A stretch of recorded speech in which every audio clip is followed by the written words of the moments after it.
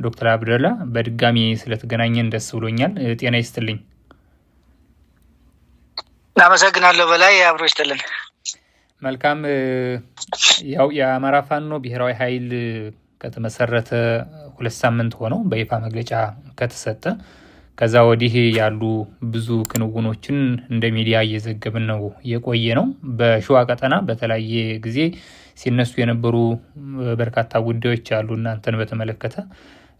ግን የአማራ ፋኖ ብሔራዊ ኃይል ከተመሰረተ በኋላ በአጠቃላይ በአመራሩና በሰራዊታችሁ ዘንድ የፈጠረባችሁን ስሜትና ያለውን ትርጉም እንደምን ይገለጻል የሚለውን በሱ ሰፋ አድርገን ብንጀምረው መልካም ይመስለኛል። ሸዋ ቀጠና ከአፋብኃ መመስረት ወዲህ ያለው አጠቃላይ ሁኔታ ምን ይመስላል? ዶክተር አብደላ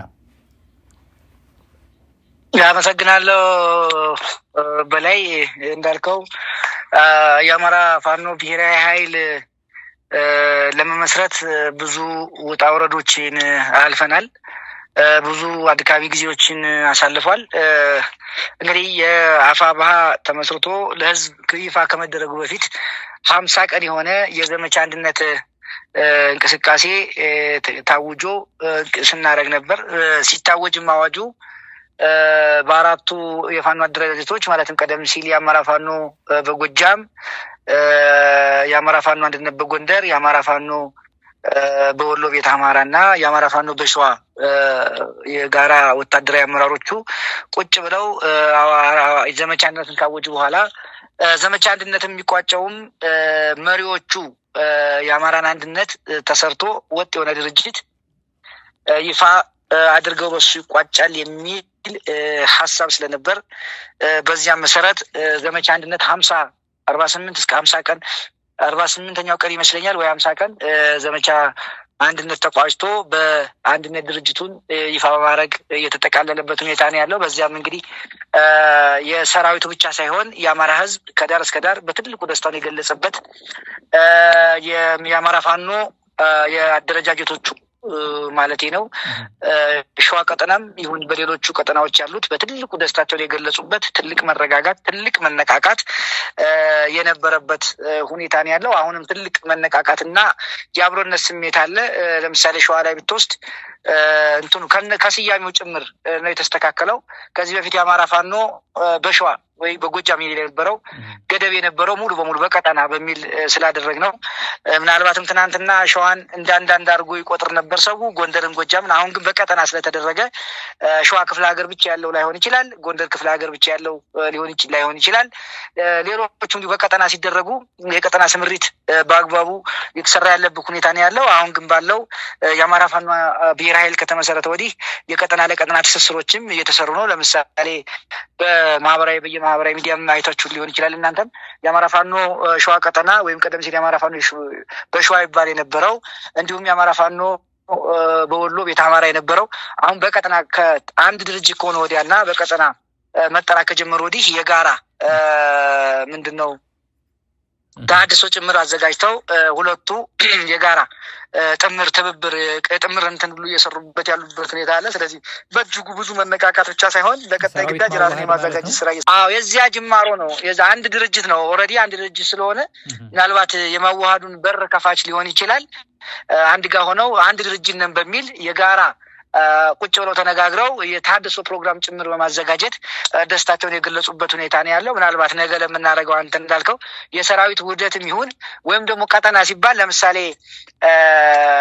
ብትወስደው ግሸራቤልን ወሎ ቀጠና ልታደርገው ትችላለህ። ኦር ወረኢሉን ወይም ሌሎች ወሎ ክፍለ ሀገር ያሉትን በቀጠና ስትለምታስተሳስራቸው ልጠራቸው ትችላለህ። ቀጠና የሚለው ከጠቅላይ ግዛት ያለፈና የመንደርተኝነት ወይም የአካባቢ የወንዜነትን ስሜት በእጅጉ የሚቀንስ ወይም የሚያጠፋ በመሆኑ አማራ አንድነትን የሚያሳይ ነው። እንግዲህ የቀጠና እንዳልኩህ ትናንትና ወሎ የነበረው ከፊሉ ሸዋ ቀጠና ሊሆን ይችላል፣ ሸዋ የነበረው ደግሞ ወሎ ቀጠና ሊሆን ይችላል እና ቶፖግራፊን ቀጠናን አካባቢ ማዕከል ያደረገ ምንድነው ለሰራዊት አደረጃጀት ለግዳጅ እና ሌሎችም አታሳቢ አድርጎ ሊሆን ይችላል። እሱ የራሱ አፈጻጸም ይኖረዋል። ግን ነገ ተወደደም ተጠላም ውህድ ድርጅት ካለ ውህድ ሰራዊት መኖሩ ስለማይቀር ለዚያ በር ከፋች የሆነ የተሐድሶና የአንድነት ፕሮግራም ያካሄዱበት ሁኔታ ነው ያለው። ስለዚህ የአማራን አንድነት የሰራዊቱን ብቻ ሳይሆን የአማራውን ሌላውንም አንድነት የሚያጠናክር ሆኖ ብዙ ስራዎች እየተሰሩ ነው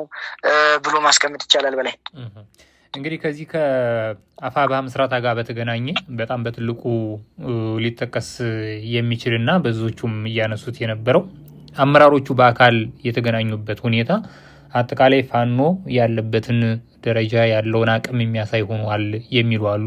በተለይ ነፃ መሬቶች በመኖራቸው ከሸዋ ቀጠና ተነስቶ ቋራ ለመድረስ ከወሎ ከጎጃም ከጎንደርም ሌላኛው ጫፍ ተነስቶ ቋራ ቀጠና ተገናኝቶ አመራሮቹ በአካል ይህንን ለማወጅ ይህን አንድነት ለመመስረት ያለፉበት መስመር ራሱ የፋኑን አሁናዊ ሁኔታ የሚያሳይ ነው የሚሉ አሉ። አጠቃላይ እንግዲህ ከእናንተም ቀጠና በኢንጂነር ደሳለኝ ሲያስብ ሸዋ የሚመራ ልዑክ ነው እንደሄደ እንግዲህ ከምስረታው የተረዳ ነውና አጠቃላይ ጉዞውን በተመለከተ የነበሩ ፈተናዎች ምን ተማራችሁበት? ምንድነው ያለው አንድምታ? በአመራሮቹ እንዴት ነው የሚገለጸው? ጥሩ። እንደምታውቀው ፋኖ መሆን ብዙ ኮሚትመንት ይጠይቃል። ብዙ አይነት ኃላፊነት መውሰድን ይጠይቃል። ራስን መጥላት ጭምር የሚጠይቅ ተግባር ነው። ዝም ብሎ ፋኖን አንዳንዱ ታጥቆ መንቀሳቀስ ኦር ምናምን አድርጎ የሚያል ፋኖ ስትሆን ሰልፍለስ መሆን ይጠይቃል። ሰልፍለስ በቃ ለራስን አሳልፎ መሰጠትን ይጠይቃል ማለት ነው። ስለዚህ ሰልፍለስ የሚለው አገላለጽ ከአንተ ለሌሎች መኖርን አንተ ርዕይ አስቀምጠህ ይሄ ርዕይ የአማራን ሕዝብ ነፃ ማውጣት ነው ካልክ ራስን መጥላትን ይጠይቃል ማለት ነው። ለሱ እሱን ደግሞ በተግባር ተገልጠ ማሳየት ያስፈልጋል። መሪዎቹ እንዳልከው አንተም በላይ ከቆቦ ጫፍ ወይም አሸንጌ ጫፍ ከትግራይ ጫፍ እና ከሸዋ ጫፍ አሸንጌ የሚባለው በተለምዶ ያው እንደምታስታውሰው የወሎና የጎንደር አዋሳኝ ቦታ ነው። ይሄ አሸንጌ ሐይቅ ወይም ወሎ ጫፍ ከዚያ ተነስተህ ሙሉ ወሎን የሰሜን በምድር በተለምዶ አጠራሩ ሰሜን ወሎ የምትለውን ደቡብ ወሎን አቋርጠህ ጎጃምን አቋርጠህ ጎንደርን አቆራርጠህ ቋራ ስትደርስ እንግዲህ ወደ ጎንደር ጫፍ የሚጠጋጋ ነው ይሄ ቦታ። ስለዚህ እነዚህ ወንድሞች ምንድነው ብለህ ካልከኝ ሰልፍለስ መሆንን የምትገልጽበት ነው። ለሌሎች መኖርን ለህዝብ መኖርን ለሌሎች ለህዝብ ለአማራነት ለማንነት መኖርን ይጠይቃል። ራስን አሳልፎ መስጠት። ሁለተኛው በዚህ ከመጣ ከሸዋ ተነስተህ እንግዲህ የአማራ ፋኖ ብሔራዊ ኃይል ሸዋ ቀጠና የሚባለው በዚህ ስትዞር ናዝሬት ወይም ደግሞ ሞጆ ጫፍ ላይ የሚነሳው ነው። ከምንጃር ጫፍ ላይ ይህንን የሞጆን ጫፍ አቆራርጠህ እንግዲህ በአዲስ አበባ አይደለም የምትገባው፣ ሙሉ የሸዋን መሬት ረግጠህ ከዛም በኋላ ወሎን ጨረፍ አድርገህ ረግጠህ ሙሉ ጎጃምን አቆራርጠህ እንደገና ጎንደር ጫፍ ስትደርስ ቋራ ላይ ምን እንደሆነ ትረዳዋለህ፣ ምን ሊሆን እንደሚችል። በሌላ መንገድ የጎጃሙን ብትወስደው በተመሳሳይ ነው። በጣም ሩቅ ከሆኑ ከወለጋ ጫፍ ወይም ደግሞ ካሉት የጎጃም ጠረፍ ተነስተህ ወንድሞችን ተቀብለህ የሸዋውንም የወሎውንም ተቀብለህ ወንድሞችን በትልቅ ኃላፊነት ተንከባክበህ ስትቀበል በነገራችን ላይ ቀላል አይደለም። ያን ተቀብለህ ወደ ጎንደር በማቅናት እንጂ ቦታ ላይ ለመድረስ የምትከፍለው ኢቭን በመቀበሉና በመቀባበሉ እነኚህን ወንድሞችን ስትቀበል የሚደርስባቸውን ኃላፊነት ሙሉ በሙሉ ተሸክመ ነው የሚሆነው። ስለዚህ የጎጃም ወንድሞቻችን ከጎጃም ክፍለ ሀገር ያሉ አማራዎች ይህን ሲያደርጉ መሪዎች ቀላል አይደለም። የጎንደሮቹ ደግሞ ከዚህ ይሰፋል። ሶስቱን ክፍለ ሀገር በጣም እንቁ የሆኑ የአማራን የነገ ህልውና የሚወስኑ መሪዎች ኢቭን የኢትዮጵያንም ይሁን የምስራቅ የምስራቅ አፍሪካን ጂኦፖለቲክስ ይጠብቃል ተለዋጭ ኃይል ነው ተብሎ በዓለም አቀፍ ደረጃ ሙገሳ የተቸረውን ኃይል እንቁ መሪዎች ተቀብለህ ስታስተናግድ ይዘህ ወደ ተፈላጊ ቦታ ይዘህ ሄደህ ለመመለስም ያለ ኮሚትመንት ስትወስደው ቀላል የሚባል አይደለም። ይሄ ብዙ ኮሚትመንት ወይም ደግሞ ራስን መስጠት ስለሚጠይቅ ተግባር ነው። መሪዎቹ በዚህ ላይ ያሳዩት ቁርጠኝነት ራሳቸው ሙሉ በሙሉ አሳልፈው ሰጥተው ለመስዋዕት አሳልፈው ሰጥተው ነው።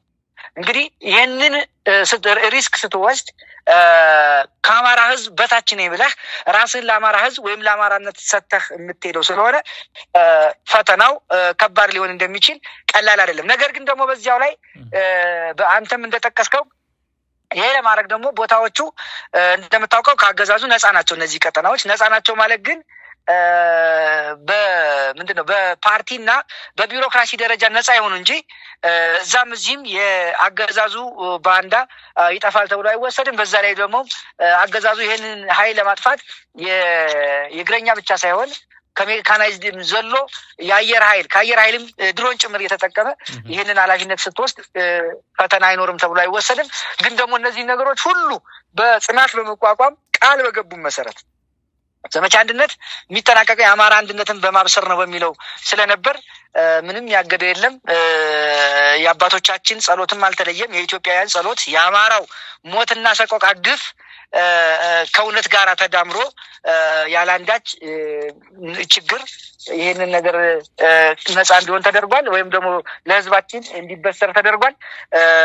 ለዚያም ደግሞ ያገዛዙ መሬት ላይ ያለው ኃይል ትልቅ ሽብር ውስጥ እንደገባና በእኛ በኩል በትልቁ ውጤት የተገኘበት ነው ተብሎ የሚወሰድ ተግባር መሆኑን ነው ማረጋገጥ የሚቻለው። በላይ ዶክተር አብደላ እንግዲህ ወደ ሸዋ ቀጠና በድጋሚ ልመልስ። በሸዋ ቀጠና ከዚሁ ከአንድነቱ ጋር ተያይዞም ከዛ ቀደም ብሎም በተለይ ደግሞ የአማራ ፋኖ በሸዋ ይባል ከነበረ ጊዜ ጀምሮ ማለት ነው አሁን በአፋብኃ ሸዋ ቀጠና አገዛዙ የሚያደርሰው አጠቃላይ ጫናና የግልጽ ጦርነት ውስጥ ከመሆን ባለፈ ሌሎች አደረጃጀቶችም በእናንተ ቀጠና በእናንተ አመራር ስር ባለው ኃይል ላይ ስጋት ጋርጠዋል እና አንዳንድ ጊዜም ውጊያም የተደረጉባቸው ቦታዎች አሉ። አንዳንድ ጊዜ እንዲያውም አመራሮቹም ከፍተኛ ዋጋ ከፈሉ በሚልም በማህበራዊ ሚዲያም በሌሎቹም ይህንኑ እንመለከት ነበረ።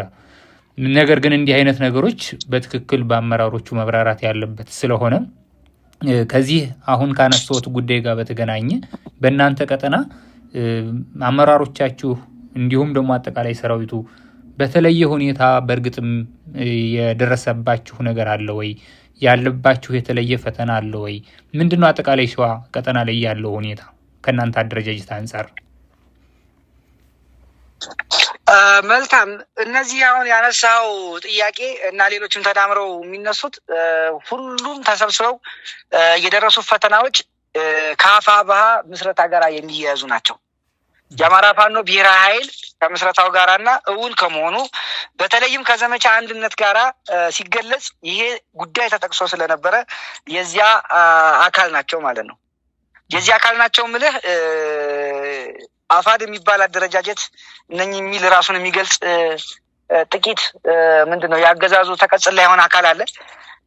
ይሄ ኃይል ዳውንት ላይ በግልጽ ያው እንደምታስታውሱት ውል ተፈራርሞ ሰነድ ተቀባብሎ አደራ ተቀብሎ ግዳጅ ተሰጥቶት የመጣ ኃይል ነው። ይሄ በግልጽ የሚታይ ስለሆነ ስለዚህ አዲስ ነገር የተፈጠረ ነገር የለም። በነገራችን ላይ እናንተ ያላችሁ መረጃ ምናልባት ይሄ አሁን አፋድ በራሱ ደግሞ ለአማራ ሕዝብ የምታገል የፋኖ ኃይል ነኝ የሚል መሪዎቹም የሚታወቁ አደረጃጀት ከሰራም ትንሽ ወራት የተቆጠረ ስለሆነ በእናንተ መረጃ አሁን በተገለጸው አግባብ ነው የሚቀመጠው።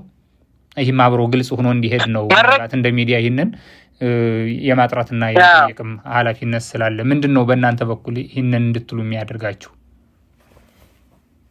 ላይ መረጃ ብቻ ሳይሆን እኔ በማስረጃ ነው የማወራው። የሚታዩ መሬት ላይ ያለም ስለሆነ በደንብ በዝርዝር ማቅረብም ስለሚችል ነው። ምንድነው እዛ ላይ በነበረው ድርድር ዳውንት ላይ የተሰጣቸው ተልዕኮ አለ። በተጨባጭ የተዋሉት ውል አለ። አንደኛው ከተሰጣቸው ግዳጅ ውስጥ ከአፋድ ውጭ ያሉ ኃይሎችን ማጥፋት ቢቻልና ኢቭን ክልሉን ኦፈር እስከማድረግ ቃል እንደተገባላቸው ይሄ ምንም የአደባባይ ሚስጥር ነው። ይሄ በምን ይገለጻል እንደምንስ ይገለጻል ብለህ ካልከኝ የአማራ ፋኖ ብሔራዊ ኃይል ከመመስረቱና ዘመቻ አንድነት በሂደት ላይ ያለ ግልጽ የሆነ ጦርነት አውጇል። ግልጽ የሆነ ጦርነት በሚዲያ ማለት ነው። ከዛ ውጭ ያሉት የባዴን ተላላኪ ናቸው የእንትን ተላላኪ ናቸው ብለው በግልጽ የህወሓት ፋኖች በሚል አዋጅ አውጀዋል። በግልጽ ማለት ነው። አንዱ አዋጅ የነበረው ከዚህ ውጭ ያለውን ኃይል የማጥፋት ማለት ነው። ይሄ ዝም ብሎ አይደለም። በስክሪፕት ደረጃ ብቻ ሳይሆን በደንብ በሚዲያ ጭምር የተገለጸ ስለሆነ ማለት ነው። ስለዚህ የዚያን አካል የማስፈጸሚያው ደግሞ ቅድም እንዳልኩህ ከዚህ ውጭ ያሉትን ኃይሎች የማጥፋት የሚል ስላለ የመጀመሪያው በምንድን ነው የፖለቲካዊ ስብዕናቸውን የመግደል ከዛ ውጭ ያለውን ኃይል ከዛ ለፊት ሲል ግን ቀጥተኛ ጦርነት ማካሄድ ስለነበር የዚያ አካል ሆኖ በቀጥታ ነው ጦርነቱ የተከፈተው። እኛ ላይ መከፈት ብቻ አይደለም የአየር ኃይል ሽፋን ሁሉ ነበረው። የድሮን ግልጽ እኮ ነው። እኛ እየተዋጋን እያለ እኮ የአየር ኃይል ሽፋን ተገኝቶ ነው 2 ቦታዎች ላይ ተደጋጋሚ 3 ቦታዎች ላይ የተደጋጋሚ የድሮን ጥቃት ተፈጸመ። በዛ ላይ እግረኛ ገባ። ይሄ ሲፈጸም ለምሳሌ በላይ በኢትዮጵያ በአማራ ባህል ውስጥ ወይም ደግሞ አማራ እሴት ብሎ ከሚያከብራቸው በተለይም በክርስትና ሃይማኖት በኦርቶዶክስ ተዋህዶ ማለት ነው ውስጥ የትንሳኤ የስቅለትና የቅዳሜ ስዑር በጣም የሚከበር ነው። ይሄ ውጊያ የተካሄደው የመጀመሪያው እንቅስቃሴ የነበረው እሱ ከመድረሱ በፊት 2 ቦታ ላይ ጥቃት ተሰነዘረ፣ ያን ተመከተ። ሁለተኛው ላይ ግን የቅዳሜ ስዑር ምንድነው ስቅለት ቀን ውጊያ እንቅስቃሴ ተደረገ። የቅዳሜ ስዑር የድሮን ጥቃት ተፈጸመ። ወደ 25 የሚደርሱ የከሰም ክፍለ ጦርና የነጎድጓድ ክፍለ ጦር በድሮን እንዲያልቁ ተደረገ። ተደጋጋሚ ነው። አጋጣሚ ሆኖ እኔም እዛው አካባቢ በቅርብ የነበርኩት። ይሄ ከተፈጸመ በኋላ እዛው ላይ አስከሬን እንኳን በአግባቡ ተነስቶ ስርዓተ ቀብር ሳያርፍ አጽማቸው እንኳን በአግባቡ ሳያርፍ እግረኛ መጣ፣ የመጥረግ ስራ ተሰራ። እንግዲህ ተመልከት። የመቼነ ቅዳሜ ስዑር ማለት ትንሳኤ ነው። ሰው በአክፍለት ነው፣ በጾም ነው። እውነት አማራ ከሆንክ እውነት ፋኖ ከሆንክ ጠላት እንኳን ቢኖር ማህበረሰቡን ማክበር ይገባ ነበር። ማህበረሰቡን ማክበር ይገባ ነበር። ያን በዓል እስከሚያከብር ያን በዓል እስከሚውል ትንሳኤን ፋሲካን እንዲውል እድል ትሰጠው ነበር። ያ ከሆነ በኋላ እግረኛ ገባ። አስክሬን እንኳን በአግባቡ አላረፈም። ቁስለኛ እንኳን በአግባቡ አላረፈም። ይሄ ደግሞ ምልህ ዝም ብሎ ለእንትን ሳይሆን ቦታዎቹን ጭምር በዞ ላይ እዛ አካባቢ ላይ ከደብረ ብርሃን 14 ኪሎ ሜትር ርቀት ላይ ነው የምትገኘው። ማህበረሰቡ ጋር ማጣራት ስለሚቻል ማለት ነው። ይሄ ውሸት እንዳልሆነ እውነትም እንደሆነ ማረጋገጥ ስለሚቻል በግልጽ ማለት ነው። እሱ ከሆነ በኋላ ድጋሚ ወደ ሌላ ቦታ እንቅስቃሴ ከተደረገ በኋላ የኛ ኃይል ወደ ኋላ ከወጣ በኋላ አሁንም ድጋሚ ናደው ክፍለ ጦር ላይ ከደብረ ብርሃን 16 ኪሎ ሜትር ርቀት ላይ በምትገኝ ከጭምብሬ ሻገር ብለህ መኘት የሚባል ቦታ ላይ ናደው ክፍለ ጦር ላይ ተደጋጋሚ የድሮን ጥቃት ተከሰተ። እነሱም ከኋላ ተከተሉ። ይሄ መሬት ላይ ያለ ሀቅ ስለሆነ ነው የማወራ። እሱ ካለፈ በኋላ አሁንም ተደጋጋሚ መርሃቤቴ ኮላሽ ላይ ይሄው ነው ይሆነ። መጀመሪያ በድሮን ተተካለህ። ምሽግ ላይ ያለ ኃይል ከሆነ ከዛ ተከታትሎ ይገባል። ይሄ ምንድነው ካልከኝ የዚያ አንዱ አካል ነው። ይሄ የሆነው መሪዎቹ የአማራን አንድነት ለማብሰር ስራ ላይ በነበሩበት ሰዓት ነው። በሌላ መንገድ ደግሞ የሞት አዋጅ ታውጆ ይሄ ሚዲያ ላይ ዞር ብሎ ማየት ተገቢም ወሳኙ ነው የሚሆነው። የባዴን ፋኖች የህወሓት ፋኖች እናጠፋቸዋለን የሚል ተረትና ፉከራ ተይዞ ያ ነገር ነው የተፈጸመው። ስለዚህ አንዱ ወሳኝ ማሳያ ነው። ሌላው ከዚሁ ጋር ተያይዞ የሚነሳው በምንም ይፍጨርጨሩ በምንም በዚያም ተጋጋጡ በዚያ የአማራ ፋኖ ብሔራዊ ኃይል ከመመስረት አልቀረም። እሱ ተመሰረተ፣ ይፋ ተደረገ። ይፋ ከተደረገ ከሆነ ሰዓታት በኋላ እንኳን ደስ አላችሁ የሚል መግለጫ ወጡ። ደስ ይላል፣ ያኮራል የእውነት ከሆነ። ነገር ግን ያ የሆነ ውሸት ነው። አብረን እንስራም ጥያቄ አቅርበው ነበር። በነገራችን ላይ እዛ ላይ በላይ እኔ ለእናንተም ጭምር ነው ሪፈር ማድረጋችሁ እድሉን አግኝታችሁ እነዚህን ሰዎችም ልጋብዙ ስለምትችሉ ማለት ነው። የህወሓት ፋኖ ነው የባዴን ፋኖ ነው እንትና የሚመራቸው ብለው ካሉ በኋላ እኛ አሉ በስም እንጂ በግብር አንለያይም፣ ስለዚህ አብረን እንስራ ጥያቄ አነሱ። ልብ በል ተመልከት። ትናንትና ያወጁብን የህወሓት የሚመራው ፋኖ የባዴን ፋኖ የሌባ ስብስብ ሲል የነበረን ኃይል በከባድ መሳሪያ ካስጨፈጨፍክ ከወጋው በኋላ ጎንደርም አለ ባይዘው ይሄን ክሮስ ቼክ ማድረግ ስለሚቻል ከተደረገ በኋላ እንደገና መጥተው በግብር ነው አንለያይም በስም ነው ብሎ አንድነት ጥሩ እኮ ነው። ይሄ ከሆነ ይሄን ያደረጉ ግን የሚገርምህ የአማራ ፋኖ ብሔራዊ ኃይል ሸዋ ቀጠና የሚንቀሳቀስባቸውን ቦታዎች በርካታ ቦታዎች ሀብት ጭምር ወራ ይዘህ ከዛ ደግሞ ተጨማሪ ሌሎች ክፍለ ጦሮችን ለመውረር ኃይል እያስጠጋህ እንዲህ አይነት ጥያቄ አነሱ። አክቹዋሊ በሰራዊቱ መካከልም የሚነሳ ይመስለኛል ይሄ ጥያቄ። ትናንትና የህወሓት ፋኖች ብለህ የባዴን ፋኖች ብለህ ሌቦች ብለህ ከወጋ በኋላ ዛሬ ተመልሰህ እኛ በስም እንጂ በግብር አንለያይም ብለህ ስትል ሰራዊትም አይጠይቅም ብሎ አይታሰብም። ጤነኛ አእምሮ ያለው ማንኛውም ሰው ይጠይቃል። ይሄንን ተመልሶ ማያስ ስለሚቻል ማለት ነው እውነት እና ውሸቱን። ስለዚህ አንዱ ይሄ ማሳያ፣ ከዚህ በላይ ማሳያ ልታቀርብ አትችልም። በሌላ መንገድ እንል የነበረው ይሄ ነገር ከስርዓቱ ጋር ንክኪ ነው፣ እነኚህ ግለሰቦች ከስርዓቱ ጋር ንክኪ ያላቸው ብለን ስንጮህ ያየነው ሰሞኑን ከአምስት በላይ እኮ የአፋድ የክፍለ ጦር አመራሮች ከነ ሰራዊቱ ጭምር ወደ አገዛዙ ውስጥ ተቀላቅሏል። ይሄ ውሸት አይደለም። ሰራዊቱ ጋር ያለምን በአበባ አቀባበል እየተደረገላቸው ገብተው አይተናል። ይሄ ደግሞ የሆነው እነሱ መግባታቸው ብቻ አይደለም። ክፉ ነገር የአማራ እናቶች ቆሎ ሽጠው ጭራሮ ለቅመው ጠላ ሽጠው የገዙትን የቡድን መሳሪያ ጭምር ሰብስበው ነው ይዘውት የገቡት አፋዶች ማለት ነው። ይሄ ውሸት ከሆነ ያው ማየት ነው። ከዚህ በላይ ምን አይነት መገለጫ ነው ሊቀርብ የሚችለው? ምንም መገለጫ ልታቀርብ አትችልም። ስለዚህ ሸዋ ላይ የሚሆነው ይሄው ነው። ሙሉ ሸዋ ላይ የሆነ ይሄ ነው። ሌሎች ቦታ ላይ የነበረው ወሎም ላይ ጎንደርም ላይ የነበረው እንቅስቃሴ ከዚህ የተለየ ነገር አይደለም። ስለዚህ እኛ እያልን ያለ ነው ይሄ አስተሳሰብ ጤነኛ አይደለም። ቀጥታ ከአገዛዙ ጋር ተናቦ ነው የምንለውም ለዚህ ነው። አሁን እኮ እንደውም ጭራሽ በጀግንነት ደረት ተነፍቶ እንትና የሚባለውን በተን ነው እንትና የነበለውን አጠፋ ነው የሚል ሁሉ ትሰማለህ። በጣም በሚያሳዝን ሁኔታ ይህንን ደግሞ የሚሉት እዛው መግለጫው ላይ ካለው ጋር በሚጻረር መንገድ ነው። አንድ ነን በግብር በስም ነው የምንለያየው ያለ አካል ለምንድን ነው የምታጠፋው? ተበትኗል እያልክ ደረትን ነፍቶ አጠፋ ነው ምኑን ነው የምታጠፋው? ወንድምህን በወንድም ላይ እንዴት? ስለዚህ እነዚህን ነገሮች ሲገጣጠም በተጨባጭ የዳውንቱ የቁጥቋጦ ስር ውል ወደ ተግባር የተቀየረበት በመሆኑ አዲስ ነገር የተፈጠረ አይደለም። አንዱ ግን አማራው አንድ እንዳይሆን ጠንካራ የአማራ ድርጅት እንዳይፈጠር እንቅስቃሴ ነበር። እሱም ተሰውሯል። በዛ መሰረት በሁሉም ቦታ ላይ ያለው ነገር በዚህ ሁኔታ እየቀጠለ ነው ያለው። አፋባም በጥሩ ሁኔታ ላይ ስራዎችን እየሰራ አደረጃጀቶችን እያጠናከረ ነው ያለው። ይሄን ነው የምለው። አመሰግናለሁ። አዎ ከዚሁ ጋር ተያይዞ ግን ዶክተር አብደላ ልክ አሁን አንተም በገለጽከው መልኩ በአፋባ በኩል የሚነሳለ በአፋድ በኩልም እንደዚሁ የሚነሳለ ቅድም በአፋድ በኩል የሚነሱትን እናንተን እንዴት እንደሚገልጿችሁ በሚገባ የጠቀስከው ይመስለኛል። እኛም የምንታዘባቸው የሚዲያ ንግግሮች ስለሆኑ የአደባባይ ስለሆኑ በአፋባህም በኩል እንደዚሁ ከብልጽግና ጋር የሚሰሩ ናቸው የሚል ውንጀላ ወደ አፋድ ይቀርባል እና ይሄስ ለመቀራረብ የሚያመች ነው ወይ? በእናንተ በኩልስ እንደዚህ ብሎ መግለጹ የግንኙነት በርን የሚዘጋ አይደለም ወይ? ምንድነው ወደፊት ያለውን ሁኔታ በተመለከተ ያላችሁ ምልከታ? አሁን የቀረበው ጥሪ ያለ በአፋድ በኩል አሁን መሬት ላይ ደግሞ እንደገና እኛ እንሰማለን። በማህበራዊ ሚዲያም እንደዚሁ የሚጠቀሰውን ለማጣራት ከአንዳንድ መሬት ላይ ካሉ ሰዎች ስንጠይቅ በእርግጥም ስጋቶች እንዳሉ እንሰማለን። እዚህ ከሰም ክፍለ ጦር ላይ አሁንም ምልክቶች አሉ ተመሳሳይ ትንኮሳ ለማድረግ የሚል። አንደኛ ይሄ እውነት ነው ወይ? ሁለተኛ በቀጣይ የሚኖረውን አጠቃላይ ግንኙነትስ በተመለከተ ምን ማለት ይቻላል? መልካም። አሁን ማስረጃ ማቅረብ ነው። እኔ አሁን ፋክት ቆጥሬ መጥቻለሁ። ፋክት ቆጥሮ የሚያመጣ ካለ እኮ መነጋገር ይቻላል። እኔ ፋክት እየቆጠርኩ ነው። መሬት ላይ ያለ ተጨባጭ በአይን የሚታየኝ ነገር እያመጣሁ ነው። ዝም ብሎ ተረት አይደለም። ወይም ደግሞ ተራ የሚዲያ የቲክታከር ወይም የሆነ ምናምን ይዤ አይደለም እያወራ ያለሁት። መሬት ላይ የተቀመጠን ሀቅ ማህበረሰብ ጭምር ሪፈር እያደረኩ እኮ ነው። አካባቢ ሪፈር እያደረኩ እኮ ነው ያለሁት። ሰራዊት አይደለም እያልኩ ያለሁት። ምንም የማያውቅ ከሁሉም ያልሆነውን ማህበረሰብ ክፍል ሪፈር እያደረኩ ነው። ደብረ ብርሃን አካባቢ ያለውን ሰው ማህበረሰብ ሪፈር ማድረግ ይቻላል፣ ስለሚያውቅ ሁሉንም ነገር ማለት ነው። እሱ ብቻ አይደለም።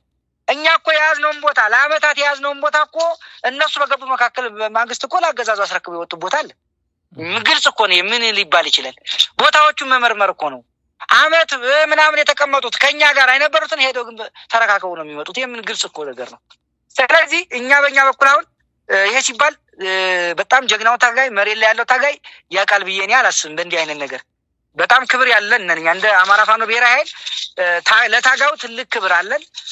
አጠቃላይ ባለው ነገር ትግሉን እነዚህ ኃይሎች አሁን ነገ ግንኙነት ብለህ ላልከኝ በትክክል ከዚህ ከንክኪ ነፃ ሆነው እስከመጡ ድረስ ወንድሞቻችን ጋር ምንም የሚያጋጭ ነገር አለ? ምንም የሚያጋጭ ነገር የለም። ነገር ግን ከስርዓቱ ጋር ያላቸው ሊንኬጅ ሙሉ በሙሉ ደግሞ መቁረጥ የግድ ነው የሚሆን። ይህን ካደረጉ ጤናማ አእምሮ ይሄ ቅድም እንደተባለው ትናንትና ሌባ ብለህ ሌባ አይደለህም ቅዱስ ነህ ዛሬ ብለህ ከመጣህ አይሆንም። በትክክል አቋምን ግልጽ ማድረግ፣ ለትግሉ ታማኝ መሆን። ከዛ ውጪ የእውነት ከሆነ ደግሞ በተግባር መገለጥ ይጠይቃል። ቅድም ብያለሁ። በአላግባብ የወረሩት ቦታ እኮ አለ እያልኩ ነው። አላግባብ አመት ምናምን እንትን ያልከውን አላግባብ የወረርከውን ቦታ መመለስ ነው። ለሌላ ምንድን ነው ቅድም አንተ እንዳልከው ከሰም ክፍለ ጦር ብቻ አይደለም። አጼ ይኩኖ አምላክ ክፍለ ጦር ላይ ትንኮሳ አለ። 7 ለ7 ላይ የትንኮሳ ምልክቶች አሉ። በፍቃዱ በላይ ክፍለ ጦር ላይ ምልክቶች አሉ። ነጎድጓድ ላይ ተጨማሪ አሁንም ሙከራዎች አሉ። ናደው ላይ እንደዚሁ እንትኑ ምልክቶች አሉ። ለሀቅ ከሆነ ይኸውልህ አንደኛው ቅድም ያልኩህ በተግባር መገለጥ ምለ ከስርዓቱ ጋር ያላቸው ንክኪ ሙሉ በሙሉ ማቆራረጥ። ሁለተኛውና መሰረታዊው ነገር የወረርከውን ማስረከብ። በሶስተኛ ደረጃ አላግባብ ያፈኗቸው ቅድም እንዳልከው መስዋዕት የከፈሉ መሪዎቻችን አሉ። እነሱን መልቀቅ ነው። ወንድም ከሆነ በስም ከሆነ የምትለያየው እነሱ እንዳሉት በመግለጫ እኛ በግብር አንለያይም በስም ነው ካሉ የመልቀቅ ነው። ምን ችግር አለው? መልቀቅ ነው ያፈንካቸውን አመራሮች። እኛ እኮ ለቀናል። በጣም በርካታ በመቶ የሚቆጠር እኮ የሰራዊት አባላት እኛ ጋር መጥተው እኮ ለቀናቸዋል። ምን ችግር አለው? እኛ ጋር እየታገሉ አሉ። ከዛ ደግሞ በቤታቸው ይሄዳሉ፣ እኛ ጋር ተቀላቅለው ወደ እነሱ ይሄዳሉ። ምንም ያውቀው ነገር አለ? ስለዚህ ለእውነት በስም ከሆነ የምንለያየው በተግባር ይገለጡና መሪዎቻችን ይልቀቁ። ለዚህም መቶ አለቃ ልመንሻውል የአማራ ፋኖ ብሔራዊ ኃይል ምክትል መሪ አለ፣ የሸዋ ቀጠና ማለት ነው። ፋኖ አርበኛ ፋኖ ዳዊት ቀጸላ እንደዚሁ የቀጠና ትስስር እነሱ እጅ ላይ ነው ያለው። ፋኖ አንድነት ይሁኔ የጥናትና ስትራቴጂ መምሪያ ኃላፊው እነሱ እጅ ላይ ያለው ይልቀቁና ያሳዩ፣ ቦታውን ይልቀቁና ያሳዩ። ተጨማሪ ትንኮሳዎችን ያቁሙ። ሸዋ ላይ ያለው ሌላም ቦታ ላይ በነገራችን ላይ ይሆን ያለው፣ ወሎ ላይ ይሆን ያለው፣ ምናልባት አንጻራዊ በሆነ መንገድ ጎጃም የተሻለ ጎንደር ላይም ይሆን ያለው። እንደ ድርጅት ማውራት ካለብን እንዲህ አይነት ትንኮሳዎችን፣ ወረራዎችን፣ አለመታመንን ንጹህ አድርጎ መምጣት ከዛ በኋላ ምን ችግር አለው? ትናንትና እኮ ከመከላከያ የወጡትን እኮ ተነጋግረን በተሐድሶ እኮ እኛ ጋር ገብተው አብረው እየሰሩ ነው ያሉት። አድማ ብተናዎች እኮ እንደዛ ነው ያሉት። ሚሊሻዎች እኮ እንደዛ ነው ያሉት። እነዚህ እኮ ከዛ ደግ ያሉ ሊሆን ይችላል። በተለይ ሰራዊቱ ምንም ያውቀው ነገር አለ። ስለዚህ በተግባር ለአንድነት እስከቆሙ ድረስ የአማራ ፋኖ ብሔራዊ ኃይል ሸዋ ቀጠና የሚሆን በሌላው ቀጠና ይሄንን የሚገፋ አይደለም። በእጅጉ ቀይ ምንጣፍ አንጥፎ የሚቀበላቸው ነው የሚሆነው እነዚህ ነገሮች እስካሟሉ ድረስ። ከዛ ውጭ ግን ለሚዲያ ፍጆታና ትናንትና ወንድሞቻቸው ላይ ጦርነት ሲከፍቱ ጦር ሲያዘምቱ መከላከያ ጋር ሳይነካኩ በትብብር ጭምር ይወጋሉ ብሎ ከህዝብ ልብ ውስጥ የወጣው አፋብ ያንን ቅቡልነት ለማግኘት በእንደዚህ አይነት ነገር ላይ ቢሳተፍና ቢንቀሳቀስ ይሄ ተራ ጠረርቶና ወይም ደግሞ ተራ የፖለቲካ ሸቀጥ በመሆኑ ህዝቡ የማይቀበል በእኛም በኩል ተቀባይነት አይኖርም። ስለዚህ በተግባር መገለጥን ይጠይቃል። አማራነት ቅድም እንዳልኩ ሰልፍለስ መሆን ይጠይቃል። ፋኖነት ሰልፍለስ መሆን ይጠይቃል። ከዚህ ጋር በተያያዘ እነዚህ እስካጸዱ ድረስ እንደ አማራ ፋኖ ብሔራዊ ኃይል ሸዋ ቀጠናን ብለው ማንኛው እንደ ድርጅት እነኝህ ሰዎች የሚገፋ አሰራርም የለም፣ ችግርም ስለሌለብን በዚህ ደረጃ ነው የሚገለጸው። በላይ ዶክተር አብደላ እንግዲህ የእናንተ ቀጠና የአፋባሃ ሸዋ ቀጠና ለአዲስ አበባም ካለው ቅርበት አንጻር በተለያዩ አካባቢዎችም ከዚህ ቀደምም እንዳነሳ ነው በነበሩን ቆይታዎች አገዛዙ የኮማንዶና አየር ወለድ አጠቃላይ ክፍለ ጦርን አሰማርቶ ነው እየተዋጋችሁ የሚገኘው እና የአጠቃላይ አገዛዙ ካሰለፈው ኃይል አንጻር በእናንተ ቀጠና ያለው ፈተና እንግዲህ ቅድም በገለጽኩት አግባብ ነው። የአየር ወለድና የኮማንዶ አባላትን ወይም ደግሞ ክፍለ ጦርን አሰማርቶ ነው አገዛዙ እየተዋጋ ያለው። ከዚሁ ጋር ተያይዞ ከዚህ ቀደም የነበሩ አጠቃላይ የእናንተ ይዞታዎችን በፋኖ ጊዜያዊ አስተዳደር የነበሩ አጠቃላይ የሽፋን ደረጃችሁን ስትጠቅስልን ነበረ፣ ለህዝቡም ስታነሳ ነበር። አሁን ከትናንት በስቲያ ይመስለኛል የሰሜን ሸዋ ዞን የአገዛዙ ብልጽግና አገዛዝ አስተዳዳሪ መካሻ አለማየሁ ከመንዝላሎ ወረዳ ውጭ በሸዋ ቀጠና በሁሉም ወረዳዎች ብልጽግና እያስተዳደረ ይገኛል እና አሁን ባለው ሁኔታ የብልጽግና አገዛዝ ተመልሷል የሚል ንግግር በመድረክ ላይ አስደምጠዋል።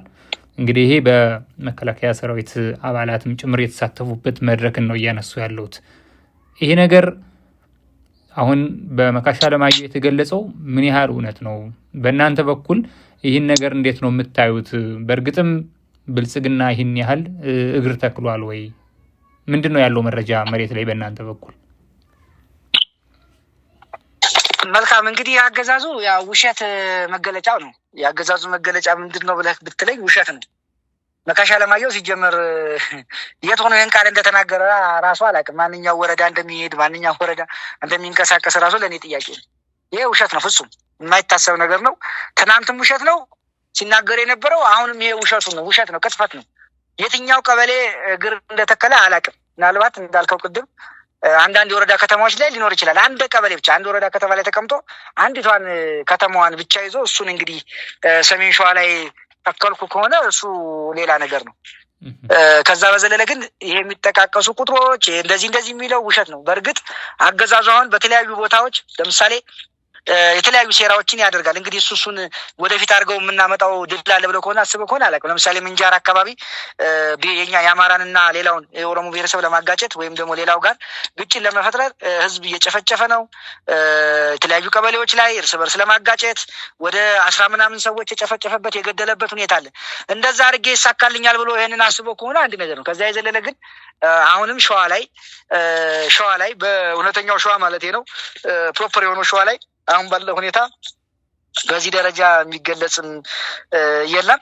ውሸት ነው። ቀበሌዎቹን ራሱ የተቀመጠበትን የዞኑን አስተዳደር እንኳን ቀበሌዎች ከ50% በታች የከተማ አስተዳደር ዞን አስተዳደር በሆነበት ከግማሽ በላይ የሆኑ ቀበሌዎችን ሳታስተዳድር ሌላ ወረዳዎችን አስተዳደርኩ ብሎ ማለት ይሄ ምንም ተረት ነው። ይሄ ደግሞ ህዝቡም ያውቃል፣ እኛም በተግባር እንደምንለው እስከዛሬ ሁሉ የተለየ ነገር እንደሌለው ነው ማረጋገጥ የምንችለው። ከዚሁ ጋር ተያይዞ በእናንተ ቀጠና ደራ አካባቢ ያለውን ሁኔታ እናንሳ። ዶክተር አብዱላ ደራ ወረዳ በፍቃዱ በላይ ክፍለ ጦር የሚንቀሳቀስበት እና በሰሞኑን ባደረጋችሁት ማሻሻያ አመራር ሽግሽግ የክፍለ ጦሩን አመራሮች ወደ ቀጠናዊ አመራርነት ያመጣችሁበት ዝርዝር አይቻለሁኝና ይህ መረጃ ትክክል ነው ወይ? አንደኛ። ሁለተኛ ደራ አካባቢ ያለው አጠቃላይ ሁኔታን እንደ ሚዲያ ስንከታተል ተደጋጋሚ ውጊያ ከሚቀሰቀስባቸው አካባቢዎች መካከል ሆኖ እናገኘዋለን። በተለየ ሁኔታ እዛ አካባቢ እንዲህ አይነት ክስተቶች ወይም ደግሞ አገዛዙ አይን የተከለው ለምንድን ነው ማለት ይቻላል? በእናንተ በኩል ደራ አካባቢ ያላችሁ እንቅስቃሴ ምን ይመስላል? የአመራር ሽግሽጉንም በተመለከተ በቅድሚያ እሱን በተመለከተ አንስተልኝ ወደ ደራ አጠቃላይ ሁኔታ ያነሳውት እንድትመልስልኝ ነው። መልካም። እንደምታውቀው አገዛዙ በሁሉም የአማራ ግዛቶች አለኝ የሚለውን ኃይል አሰልፏል። አሰፍስፎም እየተወጋ ነው። የፌዴራሉን ብቻ ሳይሆን የክልል ልዩ ኃይሎችን ጭምር ማለት ነው። ደራ ላይ ለምንድን ነው እንደዚህ ትኩረት ያደረገው ካልከኝ ብዙ ሸዋ ላይ ብዙ መሬቶች አሉ፣ አላግባብ የተወረሩ ርስቶች አሉ። በርስት ደረጃ በርካታ የሸዋን በጣም ሰፊ ይዞታ ያለው የማንነት ጥያቄዎች ያለባቸው አሉ። በአገዛዙ እና በኦሮሞማው ሌላም እንዲሁ የተያዙ ቀጠናዎች አሉ። ከነዛ ውስጥ አንዷ ደራ ነች። ከዚህ በፊትም ተደጋጋሚ እንቅስቃሴ የሚደረግበት ማህበረሰቡ አማራ ሆኖ እያለ ወደ በጉልበት አገዛዙ ወይም ደግሞ በዘመነ ህወሓት የተካለለበት ወደ ኦሮሚያ ክልል የተካለለበት ሁኔታ ነው ያለው። ነገር ግን ህዝቡም አማራ ነው፣ ስነ ልቦናውም አማራ ነው፣ የመሬቱም ቢሆን ማንነቱ አማራ ነው እያለ ሲታገል የነበረ ከ1987 ጀምሮ በትግል ላይ ያለ ህዝብ ነው። ብዙ መስዋዕት የከፈለ አሁንም እየከፈለ ያለ ህዝብ ነው። ይህንን ህዝብ አማራ በመሆኑ ሙሉ በሙሉ በማጽዳት በመጨፍጨፍ በምትኩ ሌላ የማስፈር እንቅስቃሴና ሙከራ ነው ያለውና የሸዋ አማራን የማንነት ጥያቄ ለማዳፈን ሰፊ እንቅስቃሴ ያደረገበት ሁኔታ ነው ያለው። በእርግጥ እዛ አካባቢ ያሉ ጀግኖች ወንድሞቻችን ከዚህ በፊትም በደራ አማራ ማንነት አስመላሽ ኮሚቴ በማደራጀት በሰላማዊ መንገድ ሲታገሉ ቆይተዋል። በዛም አልሳካ ሲል ልክ ሌላ ቦታ ላይ የአማራ ፋኖ እንቅስቃሴ ሲያደርግ እዛም አካባቢ በጀግንነት ይህንን አደረጃጀት በመፍጠር እየታገሉ ያሉበት ሁኔታ ነው ያለው። እነዚህ ወንድሞቻችን ቅድም ለመግለጽ እንደሞከርኩ ቀደም ሲል በአፋድ ውስጥ የነበሩ አደረጃጀቶች ናቸው። ነገር ግን ባለው ሁኔታ ምቹ ባለመሆኑ ራሳቸውን አግለው የነበሩ ናቸው። እሱ ብቻ ሳይሆን ይፋት ኤፍራታ ግድም አካባቢ ላይ በስፋት የሚንቀሳቀሰው 7 ክፍለ ጦርም በተመሳሳይ እሱም እንደዚሁ ራሱን አግሎ ከአፋድ በመውጣት የአፋድና ክፉነት፣ ጨካኝና አረመኔነት ለአማራ ህዝብ ጠንቅነት በማጋለጥ የወጣ ክፍለ ጦር ነው። እዛው መርሃቤት የጅሩና መርሃቤት አካባቢ እዛው ቀስተነ ብርጌድም በተመሳሳይ ከአፋድ በመውጣት የነበሩ ክፍለ ጦሮች ናቸው። እነዚህ እንግዲህ ከነሱ ጋር በነበረ ሰፊ ንግግርና ውይይት ወደ አፋብሃ እንዲቀላቀሉ ተደርጓል። ከዚህ በፊት የአማራ ፋኖ በሸዋ የሚባለው ላይ ውህደት ለመፈጸም እየተሰራ ባለበት ኦልሬዲ ወደ መጠናቀቅ እየደረሰ ያለ የአማራ ፋኖ ብሔራዊ ኃይል መጣ። አዲሱ ድርጅት ይፋ ሳይደረግም ልክ ወደ አማራ ፋኖ ብሔራዊ ኃይል በቀጥታ ገቡ። በዛ መሰረትም እነኚህ ወንድሞቻችን ጀግና አርበኛ ወንድሞቻችን ባላቸው የትግል ታሪክ የትግል ዘመን ቆይታቸው ወታደራዊ ብቃት፣ ሰራዊት የማደራጀትና የመምራት ማህበረሰብ የማስተባበር እንዲሁም ደግሞ ከትግሉ ካለው አበርክቶና ቀጣይ አሁን ትግሉ ከደረሰበት ተጨባጭ ሁኔታ እንዲሁም ቀጣይ ለሚደረጉ ወሳኝ የሚባሉ ስምሪቶችና ግዳጆች የሚመጥኑ በመሆናቸው ወደ ቀጠና ወጥተው እንዲያስተባብሩ እና ቀደም ሲል የአማራ ፋኖ በሸዋ ይባል የነበረው አሁን የአማራ ፋኖ በሸዋ ብሔራዊ ኃይል ሸዋ ቀጠናን ሆነው መቀላቀል ብቻ ሳይሆን ከፊት ሆነው ትግል እንዲመሩ በርካታ ኃይሎችን ወደፊት የመጡበትና ትምሪት የተሰጠበት ሁኔታ ነው ያለው ማለት ነው። እነሱም በዚህ ፍጹም ደስተኛ ናቸው ከኛ ከወንድሞቻቸው ጋር።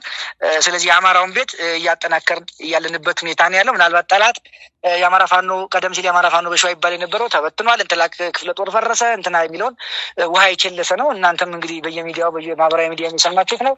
የአማራ ፋኖ በሸዋ የሚባል ተረት ተረት ሆኗል፣ እንትን ሄዷል የሚለው በትክክል መሬት ላይ እውነቱ ሌላ እንደሆነ እንደውም አደረጃጀቱን እያስተካከለ እያሰፋ ተጨማሪ አቅም እየፈጠረ እንደሆነ በግልጽ ያሳየበት ሁኔታ ነው ያለው። እርግጥ ነው እንደተባለው መቼስ መልካም ነገር ትልቅ ነገር ሲሰራ ፈተና አይቀርም። ተፈትኗል። ከመጀመሪያ ጀምሮ እንደምታስታውሱት አፋድ መጀመሪያ ማስተር ማይንዱን ያደረገው ሸዋ ላይ ነው። እዛ ውስጥ ሆኖም ብዙ ፈተና ታይቷል፣ ብዙ ችግሮችን አልፈዋል።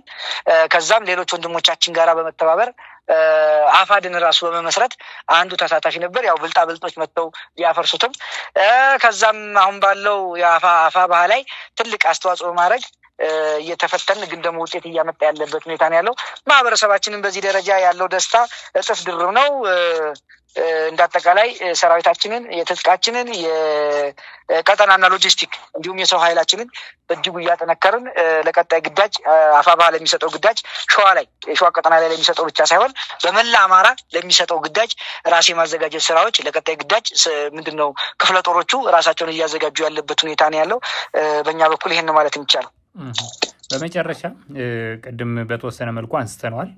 በተለይ አንዳንድ አካባቢዎች ላይ በሚል ያነሳነውን እንደ ስፔሲፊካሊ አንዳንድ ከሚለው ባሻገር ሸዋ ውስጥ በእናንተ ቀጠና መራቤቴ አካባቢ የጽንፈኛው ቡድን አባላት እጅ ሰጡኝ ሲል ብልጽግና ተደጋጋሚ በሚዲያዎቹ በኩል ይፋ ሲያደርግ አስተውለናል። እነዚህን ጽንፈኛ ቡድን ውስጥ ነበሩ ያላቸውን ታጣቂዎች በእናንተ አደረጃጀት የነበሩ ናቸው ወይ? ታውቋቸዋላችሁ ወይ? ምንድነው የተፈጠረው? በእርግጥ አሁን ብልጽግና ባለው ልክ የተወሰኑ ታጣቂዎች ከእናንተ ወጣው ወደ ብልጽግና ገብተዋል ወይ? ምንድነው ያላችሁ መረጃ እናንተ? በተለይ መራቤቴ አካባቢ ያነሳውትኝ በብልጽግና ሚዲያ በራሱ በአገዛዙ መከላከያ ሰራዊት በኩልም የተገለጹ ስላሉ ነው። በቁጥርም ጥቂት የሚሆኑ። መልካም እንግዲህ ያገዛዙን ቅጥፈት ዛሬ አልተጀመረም። ያልቆሰለውን ሞተ ማለት ያልታመመውን እንዲሆነ ማለት ልማዳቸው ነው። እልፍ ሲልም ሚሊሻውንም ሰብሰብ አድርገው የፋኖን አልባሳት በመጠቀም እንደዚሁ ማረክም ብሎ ህዝብ የማደናገር ይሄ የተለመደ ባህሪያቸው ነው እውነት ለመናገር።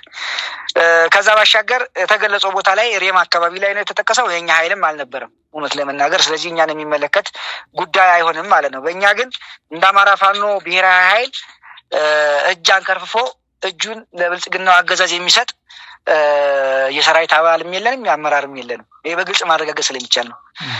ጣቶቹን ወደ ላይ ከፍ አድርጎ ሄዶ ለጠላት የሚሰጥ እጅ የለም። ያለው ካለም ጣቶቹን ከፍ አድርጎ የጠላትን አከርካሪ ለመስበር ምላጭ ለመሳብ የተዘጋጀ ጣት እንጂ ለአገዛዙ ለዚህ ለፋሽስቱና ከሃዲው ቡድን የሚሰጥ እጅ የለንም። እስካሁንም የተሰጠም እጅ የለንም ብሎ ከማለት ሌላ ከዚህ በላይ ብዙ ማለት አልችልም። በላይ በጣም አመሰግናለሁኝ ዶክተር አብደላ እንድሪስ የአማራ ፋኖ ብሔራዊ ኃይል የሸዋ ቀጠና ህዝብ ግንኙነት ኃላፊ። ለነበረን ቆይታ በጣም አመሰግናለሁኝ።